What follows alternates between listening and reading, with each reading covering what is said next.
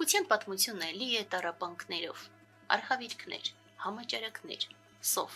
պատերազմներ, ստրկություն և անընդմեջ, անդադար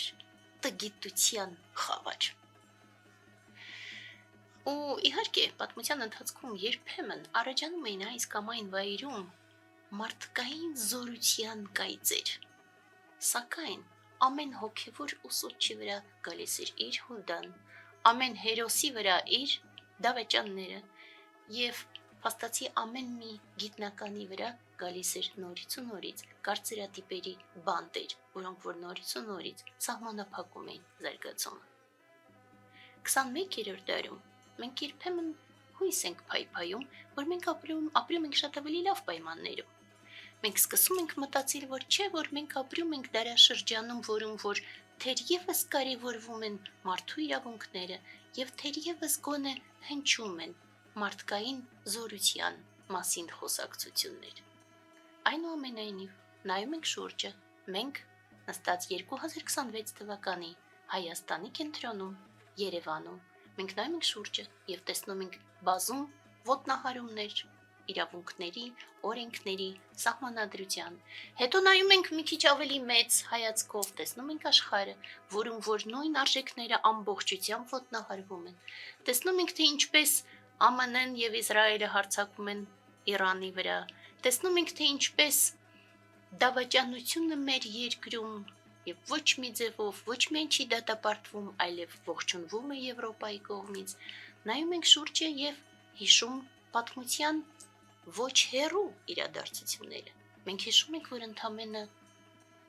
մի դար նույնիսկ չէ, մի դարից պակաս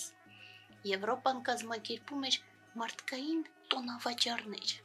վայրեր, որտեղ մարդիկ կարող էին գալ և գաղութներից բերված մարդկանց նստացնում էին վանդակների մեջ, որպեսզի եվրոպացիք նայեն և զարմանան, թե ինչպիսի տարբեր մարդիկ կան ամբողջ աշխարհում։ Ընդամենը նորից մի դարից պակաս ԱՄՆ-ն ատոմային հարված հասցրեց Ճապոնիային և 111 տարի առաջ Օսմանյան կայսրությունը ոչնչացրեց 1,5 միլիոն հայերի։ Մտածում ես սա և հասկանում ես, որ մենք այնքան էլ հեռու չենք գնացել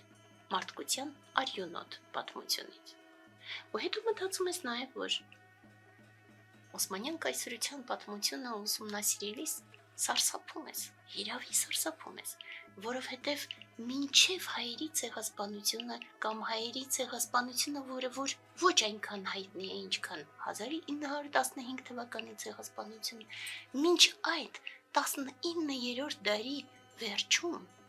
եվրոպական, Ռուսաստանի և այլ երկրների ներկայացուցիչները այնքան սարսափում էին բալկանյան ջարդերից, երբ որ թուրքերը ոչնչացնում էին բուլղարներին, հույներին, սերբերին, ասորիներին և մշտապես նորից ու նորից հայերին, այնքան էին սարսափում, որ գրում էին մի շարք տեղերում իրարից անկախ, բայց նույն արտահայտությունը, ասում էին սատանան անգամ կփախներ Թուրքիայից, եթե տեսներ թուրքերի անմարդկային դաժանությունը։ Նայում ես այդ ամբողջը և սկսում ես մտածել, որ մենք պետք է դասեր քաղենք, բայց մյուս կողմից մարդու հոգեբանությանը բնորոշ է մոռանալ վատը։ Դրանում կան իհարկե դրական կողմեր, որովհետև շատ ավելի հեշտ է ապրել, երբ որ դու չես կենտրոնացած չար բանի վրա։ Բայց իհարկե կան նաև բազում բացասական կողմեր, որովհետև դու դրանով դասեր չես քաղում քո զարգացման համար։ Եվ այդպես անցավ 111 տարի, 111 տարի դաժան հիշողության, աշխարհի երեսպաշտության և աշխարհի հանցավոր լռության։ Եվ շատերի էպիգենետիկ հիշողության մակարդակում ամբողջ հայերի մոտ իհարկե առկա է մինչև հիմա վախը, բայց մյուս կողմից շատերը դեռ շարունակելով դավաճան իշխանությունների հայտարարությունները փորձում են ամբողջությամբ ուրանալ այդ ամբողջ տառապանքը և դադարել պահանջել արդարություն։ Եվ հենց դա էր պատճառը, որ 3 տարի առաջ մեր իշխանությունների հանցավոր համաձայնությամբ Ադրբեջանի հետ 150,000 արցախցի դուրս եկան, ստիպելով նրանց հանեցին Արցախից եւ մենք կորցրեցինք մեր պատմական հողերը, որոնք որ հազարամյակներ շարունակ մշտապես մնում էին հայերինը։ Եվ դժվար չէ սարսափել այս ամբողջից, թե տեսնելով ներկան, թե հիշելով ացյալը, բայց օգնությանը մեզ նորից ու նորից գալիս են արտահայտություններ տարբեր ժամանակներից, տարբեր ազգերից, տարբեր մարդկանցից, երբեմն այլ ժողովուրդներից, որոնք որ եւս գիտեին, թե ինչ է դժվարությունը, եւ այդպես տեսնենք, թե ինչ արտահայտություն մենք ունենք այսօր, որը նորից ու նորից կարող է օգնել մեզ, որ լույսը երբեք չմարի։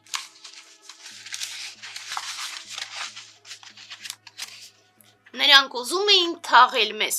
բայց չգիտեին, որ մենք սերմեր ենք։ Մեքսիկական ասացվածք։ Այս հիանալի ասացվածքը նորից ու նորից մեզ համար զորության աղբյուր է։ Ինչու՞։ Որովհետև ամենամութ ժամանակներում նորից ու նորից ծնվում են հերոսներ եւ ծնվում են կրակի կայծեր, որոնք որ ապահովում են, որ ազգը ունենա այս շարունակությունը։ Եվ ինչպես 1915 թվականի այդ դաժանագույն իրողությունից հետո մենք միևնույն է կարողացանք այդ ամբողջ արհավիրքի եւ այդ ամբողջ սարսափելի պայմաններում միևնույն է կառուցել Հայաստանը,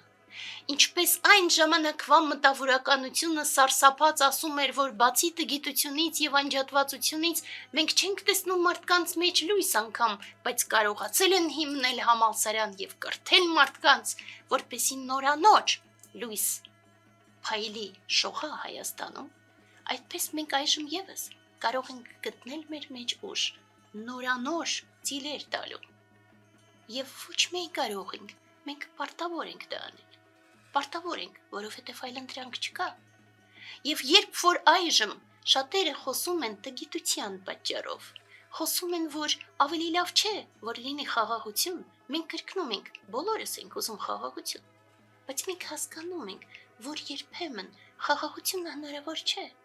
Դա կեղծ կատեգորիա է, որ բոլոր հարևան ժողովուրդները կարող պետք է լինեն լավ հարաբերությունների մեջ։ Դեռ ավելին, աշխարհաքաղաքական իրավիճակը ցույց է տալիս, որ գրեթե բոլոր հարևան պետությունները հակառակը վատ հարաբերությունների մեջ են։ Ըստ սահմանման, դա զինված նեյտրալիտետ է լավագույն բaragայում։ Եվ երբ որ մենք նայում ենք շուրջը, մենք հասկանում ենք, որ Էնվերի եւ Թալիաթի ժառանգներն են, որ մինչ այժմ շարունակում են հրապարակավ ամբողջ աշխարհից չվախենալով անգամ հայտարարություններ անել, որոնք որ սպառնում են հայերին ամեն վայրկյան, սպառնում են նաև հենց Հայաստանի Հանրապետությանը, ոչ միայն Արցախին, որը եւս հայերինն է։ Հայերինն է եւ նորից կլինի մեր, այլ նաև հենց Հայաստանի Հանրապետությանը, որը որ այդպես հորջորջվում է Նիկոլ։ Եվ ըստ այդմ քաղաքական ենթատեքստում չդիտարկելով այդ ամբողջը, այլ հենց միայն ազգային, մենք պետք է հասկանանք, որ խաղաղությունը հզորների վաստակն է, եւ ըստ այդմ մենք պետք է հնարավորինս ուժեղ լինենք, բայց նաեւ մենք միշտ հիշել,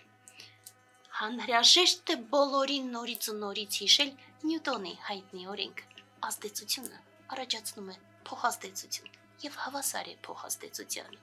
Եվ մենք պետք է մեր մեջ ուժ գտնենք առաջացնելու փոխազդեցություն մեր բոլորի սրտերում